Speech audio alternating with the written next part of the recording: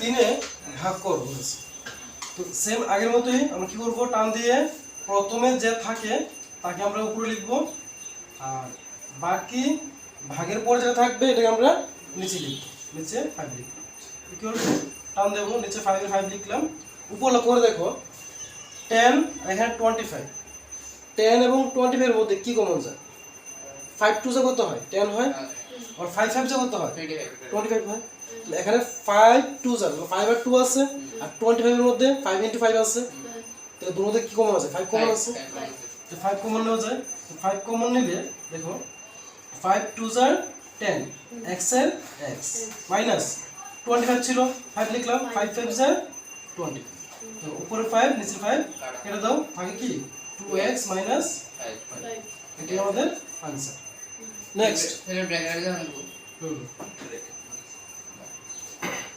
देखो 10x तो 10x minus 25 नीचे क्या আছে 2x माइनस 5 ব্র্যাকেট ছিল ব্র্যাকেটগুলো তুমি দিয়ে দাও। তারপর লক্ষ্য করে দেখো নিচে তো 2x মাইনাস 5 আছে লিখলে, উপর লক্ষ্য করে দেখো সেম এখানে করেছিলাম এটাই তো হবে, 5 কমন যাবে। তো 5 কমন নিলে जो থাকে 2x माइनस 5। আমরা লক্ষ্য করে দেখো নিচে আছে 2x माइनस 5, উপরে আছে 2x माइनस 5, সেম সেম আছে কেটে দাও, থাকবে তোটা 5 থাকবে। সেম ভাবে এখানে দেখো টান দিলে উপরে আছে 10y ব্র্যাকেটে 6y + 21, এখানে ডিভাইডেড পরে কি আছে 5 ব্র্যাকেটে আছে 2y + 7 ইকুয়াল টু টান দিয়ে নিচে 5 লিখলে 2y + 7। আর উপরতে দেখো প্রথম 10y ছিল 10y লিখলাম ইনটু কেন দিলাম দেখো এই যে 6y এবং 21 তার মধ্যে থেকে কমন নেব, তাহলে 6 কে কি লেখা যায় 2 * 3, 3 টু 6 হয়, আর 21 কে কি লেখা যায় 3 * 7, 3 7 20 হলো। তো এখানে আছে 2 * 3, তাহলে 3 আছে এখানে, আর এটা 3 * 7 তো 3 আছে, 3 কমন যায়, তো 3 কমন নিয়ে নাও, তার জন্য ব্র্যাকেট দিয়ে দাও, গুণ দিয়েছি। 3 কমন নিলে 3 2 যা 6, y আছে y প্লাস 3 7 যা 21। আবার দেখো 2y + 7, 2y + 7 কেটে দাও, নিচে 5 ছিল 5 দিয়ে 10 কাটলে 5 2 যা 10 ইকুয়াল টু দেখো 2 * 3, 3 2 যা 6, সাথে y 1 চলে আসলো স্যার।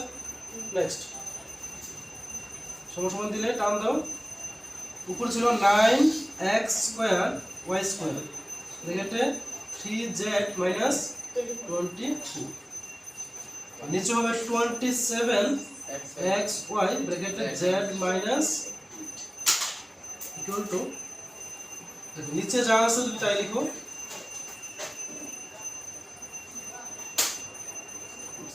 উপরতে দেখো প্রথম কি আছে 9 আছে x² y² ইনটু দেবো, দিয়ে লক্ষ্য করে দেখো 3z এখানে 3z তো এখানে 24, তুলে দেখো 3 কে কি লেখা যায় 3 * 1 লেখা যায়, আর 24 কে 3 8 যা কত হয় 24, তাহলে এখানে 3 আছে, এখানেও 3 8 যা 24, তো দুটো জায়গায় 3 3 কমন আছে, 3 কমন নেবে, 3 কমন নেবে, 3 কমন চলে গেলে কত হলো এখান থেকে z মাইনাসের মাইনাস, আর 3 এর টেবিল বলে 3 8 যা কত হয় 20।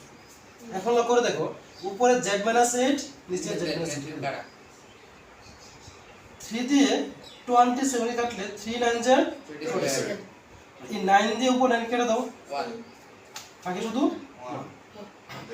আবার দেখো এখানে x একটা ছিল, উপরে x দুইটা, তাহলে x আর এখানে দুটো কাটলাম, একটা রইলো, এখানে y এখানে y কাটলাম, তো দুটো x ছিল, একটা x কাটলাম থাকলো এটা, একটা x y দুটো ছিল কাটলাম হলো এটা, আর কিছু কি আছে না, এটা আছে।